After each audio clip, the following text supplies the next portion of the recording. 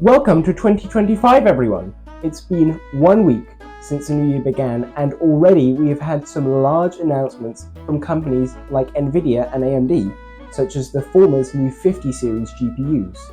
With much more to come over the next 12 months, I will be compiling this year's biggest announcements in chronological-ish order so that you have a better idea of what tech we'll be seeing this year. I hope you enjoy. Starting off, we have the headline events of CES, which of course just finished. Nvidia just announced, with some less interesting things, the RTX 5070, 5070 Ti, 5080 and 5090 GPUs, with some pretty impressive features, performance, and decent MSRPs too. The 5070 and 5070 Ti are $50 less than their 40 series equivalents were at launch, and the 5080 is $200 less. Now, the 5090's MSRP is $2,000 more than the 4090's was, but at that high of a price, I don't really think it's important, as the people buying those GPUs can afford to pay more, and it's honestly better if it helps keep the price down for the cheaper ones. The only complaint really is that there has not been an increase in VRAM, which is increasingly in demand from more modern games and higher resolutions, but we will get a clearer picture once the cards release and benchmarks are revealed. AMD also announced their cards, changing their naming system yet again. They are called the RX 9070 XT and RX 9070.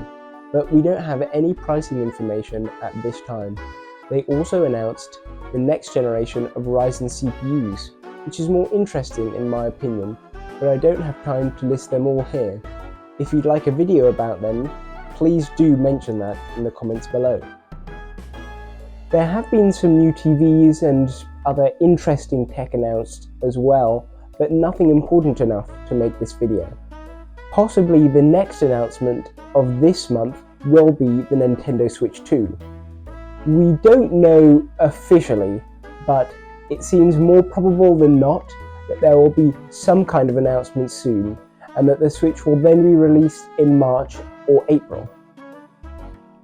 Now, there has been a very large number of leaks for this console, so much so that I could not cover everything in this video, but I will be covering it in a separate one with my predictions, presuming the console hasn't been announced before I can make it. Instead, I will simply show you a quick montage including the most important leaks about the Switch 2 now.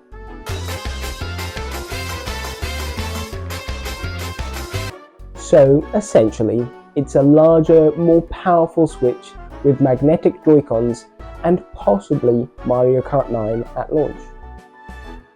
That is somehow still not it for January though. Samsung has announced that their Unpacked event will be on the 22nd of January at 6 PM Greenwich Mean Time. During this event, we know they are going to announce the S25 series of phones and give more details out about the upcoming AR glasses. But there may be more, I don't know at this time.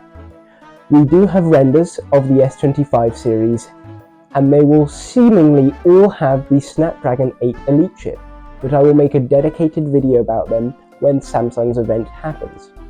The last things from this month are the OnePlus 13, which has already launched, and possibly, although we don't have much evidence to suggest this right now, the iPhone SE 4th generation might launch this month.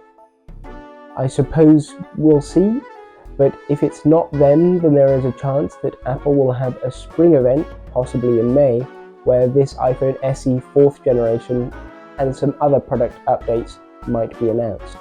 The next big event in tech will then be Apple's WWDC in early July. During that presentation, they will definitely announce iOS 19 and iPadOS 19, which will be available on the developer preview channel immediately after the event, as well as whatever the next version of macOS is called and the next OS updates for the rest of their product lineup. Now in August, Samsung will have their second Unpacked of the year, where they will announce this year's foldable phones, along with the Galaxy Watch 8, 8 Classic, and Ultra 2. Soon after, we will undoubtedly hear from Google about the Pixel 10 series of phones, which have already started to leak, as well as the Pixel Watch 4. The phones will apparently have a Google-made and TSMC-produced chip with no input from Samsung, but the watch will still be using Qualcomm chips like the current generation. Last of all, and also in September, will be the annual Apple event, where the iPhone 17 lineup will be announced, possibly including an iPhone 17 Air or Slim, if leaks are to be believed, somewhat similar to the rumoured Galaxy S25 Slim. There will undoubtedly be some other products announced, like the next generation of Apple Watch, but we do not know what all of them will be at this point, so we'll have to take educated guesses until more leaks occur, at which point I may do another video. What we do know about the iPhone 17 lineup so far is that there will be 4 models: the base iPhone 17, a Slim or Air model, and the standard Pro and Pro Max, no Plus this time. There may be some camera hardware improvements on certain models, but we do know that finally all 4 models will have a 120Hz LTPO screen this year. There will be other minor spec changes, and there may be some large design changes, but it's hard to be sure at this time.